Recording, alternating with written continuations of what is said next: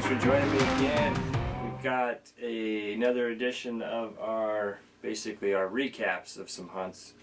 We're going to go ahead in part one. I went over the morning, the day before prep, and the morning hunt with the spot and stock on a big 8 that we had found on this new property we were leasing.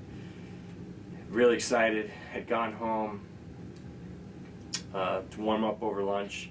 It's been raining and getting ready to ice all day, and it's just wind is just howling. And when I went home for lunch, my buddy ended up having to go to work, and so I'm heading back out there on my own. Decided to go back real early. Just wasn't sure what I was going to do, how I was going to get after this buck, if I was still going to have a shot at him. Had a pretty good gut instinct or intuition that he would probably go back to that island. He seemed so safe in there. Yeah, I don't think it was a fluke that he ended up there that morning. I think that was his, his area, and felt pretty safe that he was going to trickle back in there, not knowing what I was, not being overly pressured on that property. And so I'm trying to decide how I'm going to get back in there. Am I going to try to get a trail he might come out of there? Am I going to try to get right in there on him? As I'm driving back to the property, these million thoughts are running through my mind. I know that my options are limitless with the saddle, so it's just going to take a little bit more work to go tear down the setup I put in yesterday or the day before, and pack up and move it. But I'm feeling like that's probably what we're going to do. And when I get to the truck, I'm packing my gear. Even walking in, I finally make the decision that, yep, that's what we're going to do. I'm going to tear that down. I'm going to take the same route I did to try to stalk him in the morning, to access via that strong north wind. And when I was back in those willows in the morning, I'd seen just a ton of scrapes in some opening areas. So I thought, I'll get into those willows, find one that I can maybe get up in, and have the scrapes near me and also a view of his bed, his island, and we'll just see what happens. So stay tuned. Here we go. Round 2 for today, just after 2 p.m. Took a big swing after I went home and got warmed up and ate some warm food. I went and tore down my saddle set from this morning and booked it clear back across the piece to the back boundary. All those deer were bumping out of when I put the stock on the big one. Now I'm set up about 150 yards outside, not even, maybe 100 yards outside of that island, which is on the other private property. But I'm hoping that there's all this other ground right out here in front of me.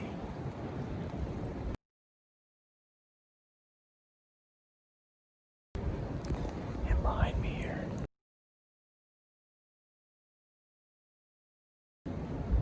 there was so much deer activity, so much deer sign when I was walking through there that I'm hoping to get a chance back here. This is going to be a long, cold sit, but starting to put the layers on. It's going to be plummeting temperatures, raining and icy, hopefully holding off until after sunset. Can't kill them from home, so got to be out here. Hopefully we get a chance at one. I'm out.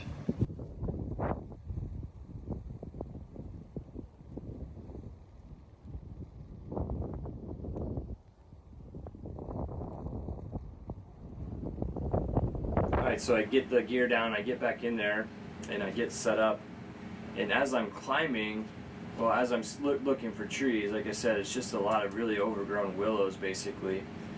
And I find one that's kind of straight. At least it's got a little crook, and I can get past that crook, and it straightens out enough.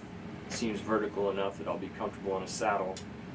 I know I can't get too high, because again, those winds are blowing 25 miles an hour or so with big gusting winds.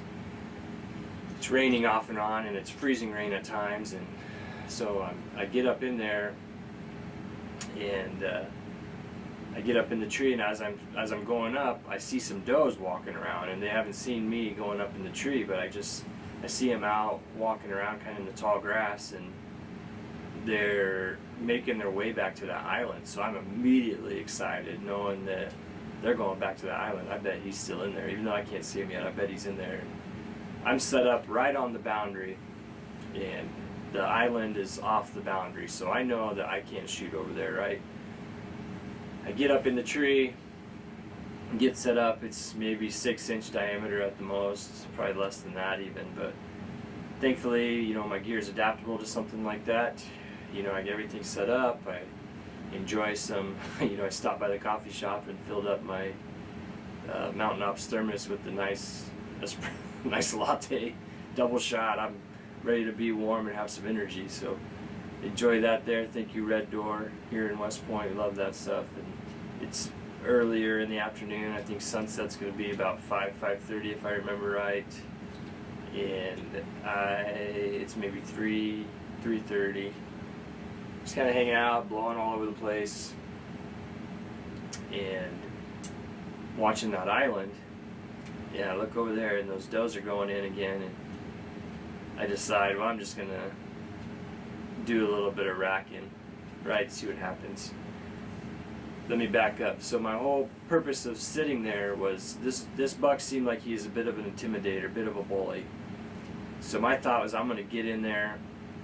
If I can sneak in there and he's on that island, I'm going to get as close as I can to that island on our property and try to get him to hear me.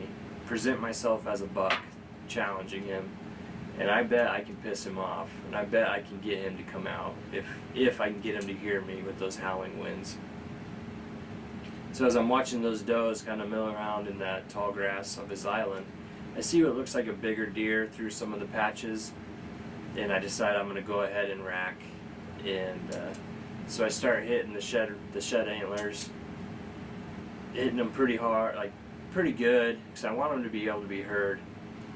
And immediately to my south and west, so he's up to my north and east, and to my south and west, out of that thick willow that I bumped a bunch of deer out in the morning, here comes a little buck.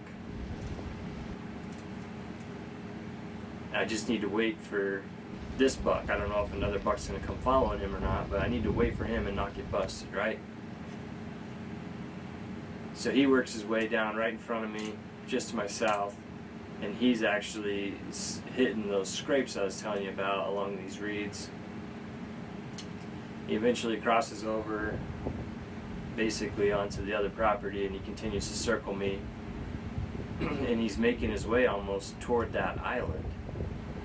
And as you can see, here's the island, and as he's making his way up there, and I'm watching him, you know, I'm making sure I don't get busted by him or spook anybody.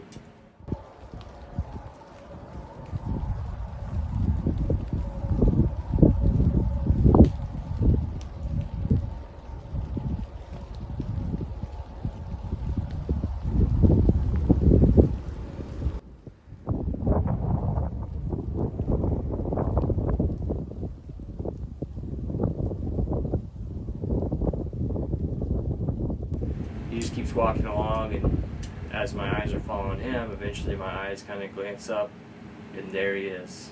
There's the big 8. He's on the edge of his island. I don't know if he thought it was that little deer, or if that little deer just really helped to paint the picture for me or what, but he walks right out to the edge of that tall grass. He's right on the boundary. He's directly north of me, so he's straight upwind. I'm in perfect scenario where he's not going to bust me. I've got the 6-inch tree and all my gear between me and him as I'm in the saddle obscuring us. And as soon as I see him, he's got his head up on alert, and he's looking around trying to see, you know, who that is that's fighting out here, if somebody's challenging him for his does. So I just hit the grunt tube, and I was using the extinguisher, and I hit it hard because I want him to hear me. And immediately, I mean immediately, he snaps his head to the south, and he just comes trucking. So this is the point. I pull out my cell phone, and here you can see, here he's coming. He's coming. He's coming. I'm thinking at least I'm going to get footage of him, of how this plan came to fruition, even if I don't get a shot at him. He's coming right down the boundary line here. If he breaks to his left, my right, the east, he's on other property. If he breaks to his right, my left, the west, he's on our property. As he's coming, I realize he's going to break west. So I am quickly putting down the phone at this point. He's probably within 20 yards already. I don't have a great shooting lane. My shooting lane is going to be to my west, where I knew I was going to be legal, into this thicket, and there's just a small opening. And as he's coming, this is where, I mean, I don't know if it's like hunting fatigue, but I didn't have a lot of things in place. And this is where I start to get a little bit lucky, I would say. As he's breaking into the thick stuff, you know, he's inside of 20 yards already. I pick up my bow, the tree here, and him coming right out here, grab toward my bow, and realize my release isn't on. My release is in my cargo pocket, under my bibs. There's no way I'm getting to it. So thankfully, after I had lost my release the weekend before, I had went and I bought 2 of them. One on the bow and one in my pack, just so that didn't happen again. So I know I've got one in my Sitka tool bucket right around the tree here. I've got the bow up, the arrow knocked, and I am doing my best to hide behind this tree, and I'm digging in the tool bucket as fast as I can and quietly, and I'm digging and digging. The whole time he's within 15, he's within 10, he's almost into the only opening I'm going to have at shooting him right here. So again, I'm cowered back and I'm digging. I finally get my hand on it, right? And I snap it, clip it on, and now he's right down there in the opening. From here, I draw as he's going through the thicket into the opening, pop up into the hole, bam! Probably 2 seconds from the time I put my hand on the release in my bag to lined up and steadied and pulling the shot, right? And it's as he's going through the opening, I cut loose. I see the arrow. The part that, you know, is rough about this is his front half had already basically gone through the opening, but he's quartered away hard. So I know that with this 502 grain arrow, with the 150 grain iron will wide series up front, which I had spent about 2 hours sharpening that #1 arrow previously, I know that I can rip through that deer at that sharp quartering away angle, and it's going to be all about where my exit is. So I take that shot. As soon as I get my pin settled, my housings lined up, it was about a 5-yard shot on him as he's going through that opening. I didn't try to stop him. I didn't want to get him to jump and kick or freak out or anything, so I just pop up, cut it loose. As this is going in, I can see my red knock going in basically just in front of his left rear quarter. And as it's going in, you can instantly see just, you know, bright red bloodbath as it caught his femoral artery going in. I'm not sure on the exit. I thought that the arrow had bedded in him as much as I could see the knock. But he jumps, blows hard, runs about 20 yards, starts blowing, kind of barking, and I'm watching him right in front of me, right? He's 20 or 30 yards. The only problem is I can't get a shot off there because of the thicket that I'm in. But I can watch him, and he's barking. He slowly then starts to walk away. But, you know, you guys have seen that. You hit one and they act like they weren't even hit. I know that I saw visual confirmation that he was bleeding hard. And as he's walking away, I have the binos up, and I can see the blood just pouring out of his femoral artery. Wasn't able to see the right side to see if we had an exit wound. I don't see the arrow stuck in the ground in front of me, but I watch him. He walks, and then within I want to say 60 yards of me probably, as a bird would fly, he goes down. And he tries a little bit to move his head. I watch him for probably 45 minutes to make sure that he's down and hasn't moved. And here's my reaction.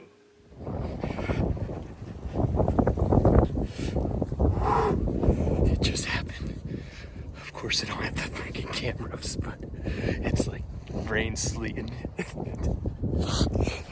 it worked out perfectly. I'm snuck back here on the boundary, brought my hanging on set, and I'm right outside what looked like his bedroom from this morning. He seemed so comfortable in there, and he had a bunch of does. Only time he'd come up this morning when we were watching from 300 yards away was if a buck was on the perimeter of his island. He would push him away and go lay back down. And then when I tried to stalk him, I bumped him out. But I snuck back in here then after lunch, took down my set, brought it back here, set it up, and just waiting. And I kept seeing 2 or 3 does get up and move around in there. And I was texting the MAO guys and let them know, like, I'm basically just gonna wait until I know he's in there, and then I'm gonna hit the rattle and just piss him off. As soon as I saw him in there, and he's on the other boundary. The boundary is literally right behind me here. As soon as I saw him in there, I hit the rattle. Had that little spike come down through here, hitting these scrapes, and circle me good. And he pushed up into where that buck was. This is after I already rattled, and that buck came straight out, straight across the boundary line. Kind of looked toward me, give him grunt. Didn't have a release on, so as he's coming freight training right toward me, I'm like bumbling around trying to get a release on. And if it wasn't for the saddle, I would not have had a shot, because I was able to hide behind this tree and gear as he came straight at me. I shot that real quick clip just in case I didn't get a chance to shoot him. But he decided to come right here, right into that opening, back onto our side of the boundary. I knew it had to be to my west, and he followed the script right to my west. I was able to draw as he was through this thicket. It is kind of a bad shot, quartering away. But it was the best shot I could get with all this stuff in the way. He just hammered him. Blood flying immediately. I had to cut the back artery. And I watched him. He ran 30 yards, started blowing, slowly started walking, and I just watched him pile up maybe 70 yards from here. And I've been watching him, and he's down. So about to start letting this stuff down.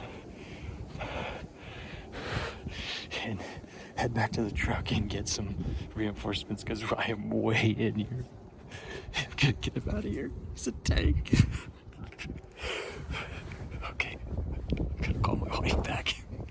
As you can see, as you would expect, I'm floored. I've called my buddy. I've called my wife. I'm excited beyond belief. I've called another buddy to come with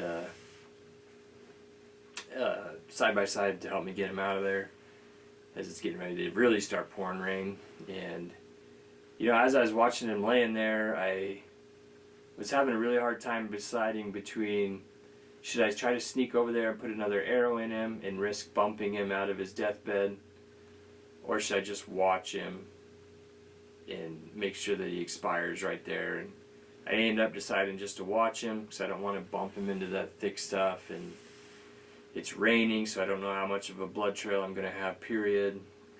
Right now I can see him, so there's no reason for me to try to ruin that.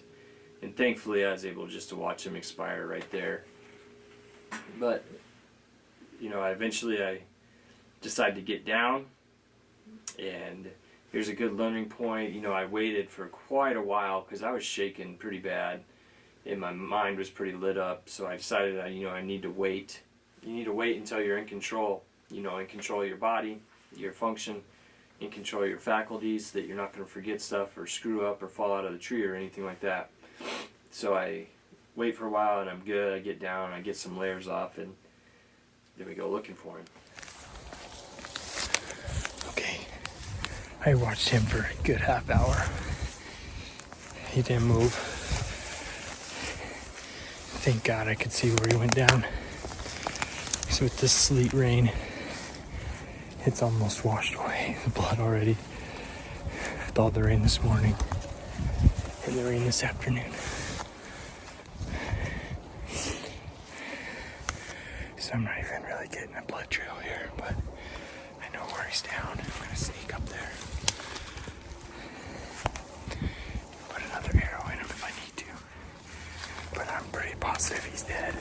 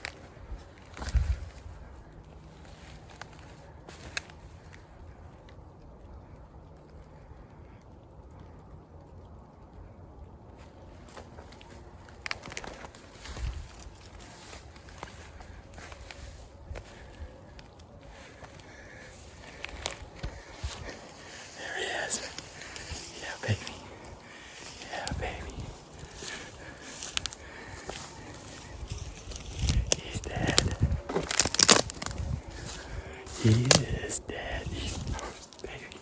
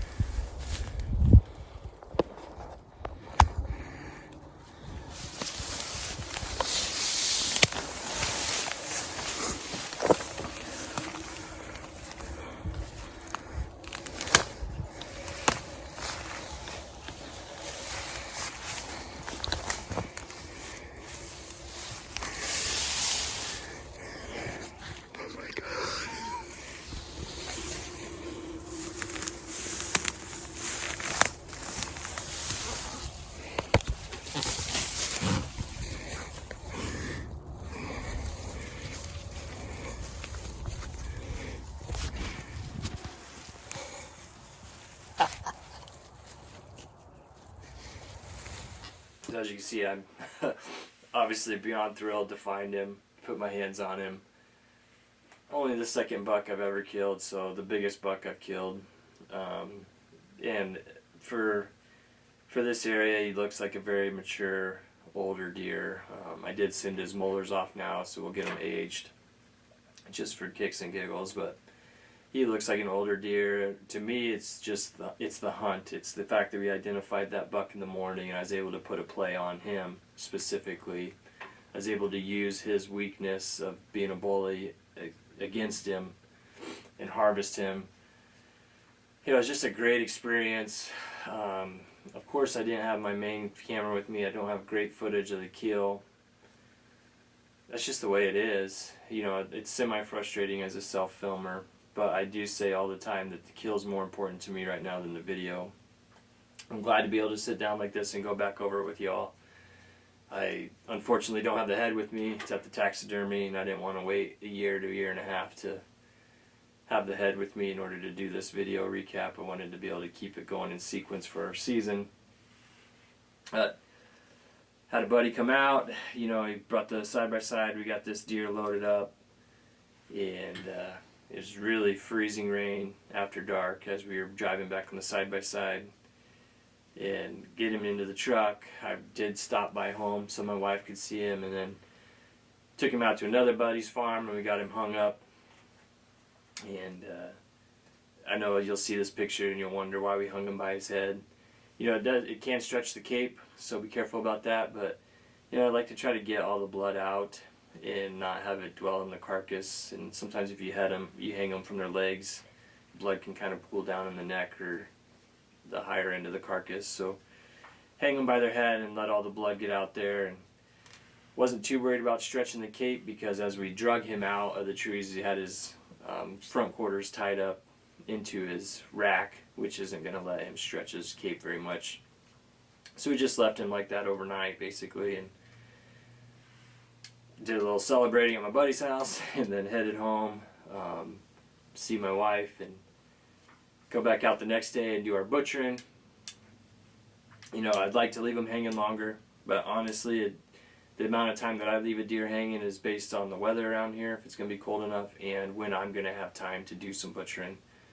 So that's when I had time, was during Rut-Vacation, and it was a blizzard basically that day, so there's nothing else to be done, so I just headed out there. And so while we're butchering him, I did look for the arrow, and actually, you know, we hadn't found it when I field dressed him, and I was kind of surprised. So then we got to looking for an exit wound the next day when we're butchering him, and it actually had gone in the left rear quarter and come out the right front quarter. So that it caught femoral artery on the way through. It actually nicked the main artery, abdominal artery along the back. It's dead center through the liver, had caught right lung, and then exited right armpit. So it's pretty impressive. I was super impressed with this setup. I don't envision changing anything for next year after that experience. That night, my wife and I actually ate his heart, which I was really excited to try. We've basically filleted out his ventricles and made some ventricle steaks. Cooked up a recipe. What the heck was that called? Like whiskey seared, like whiskey pan seared heart or something like that from Meat Eater. It's delicious. Much better than you would have in your mind that it would be. No doubt I could make it better the next time, but for the first time eating heart, it was pretty exceptional, and we both enjoyed it. The next day, here's a cool, I was able to finally show the kids. You know, I showed them the head after it had been in the freezer overnight. Look, Levi.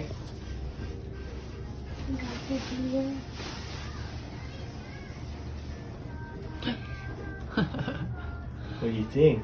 Oh. You want to touch him? Thank you. Cool, huh? Yeah.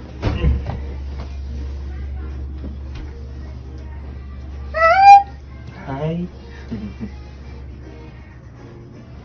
Levi, fingers out of your mouth, Touch bud. his antler. Thank you. Yeah. Good. He's You been... stepped in snow yesterday. Yeah, you probably did. Yeah. This is. What's his name? I know. You don't know? Can you give him a name? This is. What's he call him? I know. Okay. Good name. A deer. A deer. Where's the baby deer? Want to see the baby deer? You can see the reaction's pretty good. That's my 3.5-year-old daughter, Joanna, and my almost 2-year-old son, Levi. And it'd be their first time really seeing the deer in that state. Joanna has obviously seen my first buck when I brought the mount home. And they see it up on the wall in their playroom/nursery.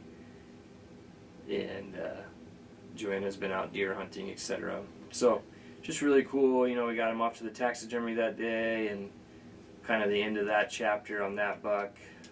Unfortunately, I didn't get to share the experience with my buddy that I hunt that property with. but we've got him set up. We're trying to get him on a buck out there still, and I'm moving on. I've been working on the guns, trying to get better at the gun hunting so I can get out with the kids more in the future. While I love the bow hunting, I need to sharpen my skills with the guns, because that's a little bit easier way to get them involved younger and tagging along with you. But anyway, I hope you guys enjoyed this. I really enjoyed telling the story of this buck. I'm really blessed, really proud to have had an opportunity to take a buck like this. You guys seen the amount of hours I put in, and I won't deny that there was a luck factor in it. I did know where I was shooting him. I didn't know that I would catch a femoral artery. The shot, like I said, wasn't it was maybe 4 inches back of where I actually wanted to be. So I got a little bit of luck catching artery there and being able to watch him go down. But I felt confident in taking that hard quartering away shot that I'd be able to carry the body cavity and get enough vital that he would die. I definitely got lucky that I was even able to get a shot off, not having the release ready and having him right on top of me before I even had the release in my hand, and some of those things. But as I told you guys at Middle American Outdoors, I guess you kind of feel like you deserve a little bit of luck sometimes. I've had a lot of things go wrong, put a lot of time in. I've vented to my wife a lot, and she's dealt with it and kept me going, and it all comes to fruition on a day like that, and man, it's so worth it. So again, I thank you guys for listening to the story. Let me know what you think of this style. We're going to have a few more of these coming out, and we're going to keep this content coming. So good luck to y'all on your seasons, and stay tuned as we keep working through ours. Keep those traditions alive.